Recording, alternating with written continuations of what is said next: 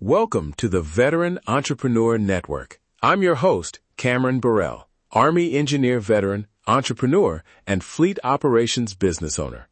On this podcast, we talk trucking, logistics, fleet operations, entrepreneurship, business growth, leadership, and real-world lessons from the field. Let's get into today's episode. Picture this. It's a Tuesday, a 2-truck route, and your veteran tech pulls up to the last job only to find he's out of soap. The truck sits idle while he calls dispatch. Someone drives out a spare bottle, and your schedule slips. That missed window costs labor hours, frustrates the customer, and most people forget this. It chips away at margins one small waste at a time. You probably don't notice the bleeding because it's not glamorous. It's soap, rags, replacement pumps, and unplanned water usage. But over a month, those leaks become payroll line items. Today, I'm going to give you a tight, field-tested playbook. How to run a 1-week consumables audit, cut unnecessary SKUs, implement low-friction inventory controls that techs will actually use, and turn water and waste management into compliance protection, and sometimes an extra revenue line. If you stick with me, you'll finish this episode with 5 immediate actions you can implement this week and measurable KPIs to track so you actually see the savings. Section 1. Audit and SKU rationalization. The goal here is simple. Know what you're using, how much you're losing, and which SKUs are worth keeping. Start with a 1-week paper audit. Give each tech a clipboard or a single Google sheet and ask them to log every consumable used per job, product, quantity, and if it was waste or breakage. Ask them to note when they top up a tank or refill a dispenser mid-route. SKU rationalization is not about removing options that make techs' lives harder. It's about focusing on the 20% of SKUs that drive 80% of usage. Make a list after your audit. Top 10 items by volume, mid-range items, and rarely used items.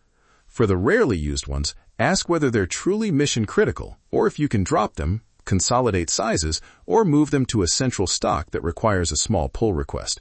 Consolidation reduces purchasing complexity and saves shelf space.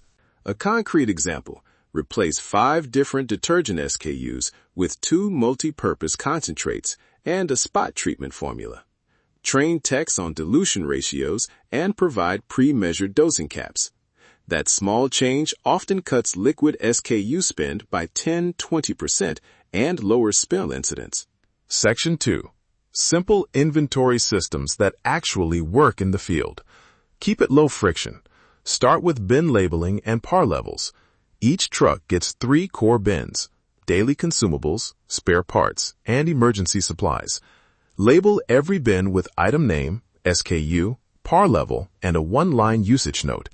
Use color-coded tape or waterproof printed labels so they survive the yard. Set par levels from your audit data. Par should cover normal use between scheduled resupplies, plus a 10-15% buffer. If a truck runs 10 jobs per week and uses 7 liters of soap, set par at 10 liters to avoid emergency trips. Implement a simple cycle count routine. Daily tech sign-off at end of shift for 1 or 2 high-turn items, and weekly counts for everything else. Make the techs accountable with a short sign-off, 1 line on paper, or a single checkbox in a mobile app. On tech buy-in, keep your controls simple and give techs a win. Use a photo rule. If an atom drops below par, tech snaps a quick photo and messages ops. That's easier than long forms. For software, choose affordable, targeted tools. Inventory apps like Sortly, OrcaScan, or simple Google Forms tied to a shared sheet are enough. Avoid heavy ERP rollouts unless your operation is already at scale. You want marginal admin, not another back-office project. Section 3. Water use and waste handling. This one protects margins and shields you from compliance risk. Start by budgeting water per service. Measure water usage during a baseline week. Liters per wash, per detail, per rinse. Once you know the numbers, cap operational water per job and train techs on efficient rinsing. Small behavior changes, lower pressure rinses, timed sprays, and nozzle shutoffs reduce water use without impacting quality. Portable reclaim basics. A simple reclaim system can be a big ROI if local regulations require containment or if your water is costly. Low-cost options include gravity oil-water separators and modular settling tanks that fit on a trailer. They're not glamorous, but they reduce discharge risk and can let you recover water for non-potable uses. If reclaim is too expensive right now, implement containment, catch mats under drains, secondary containment pallets for chemical drums, and designated wash pads that direct runoff into secure holding tanks. Compliance checkpoints. Check local wastewater rules before you design a system. Document your procedures. Keep manifest logs for waste pickups and include disposal terms in customer contracts.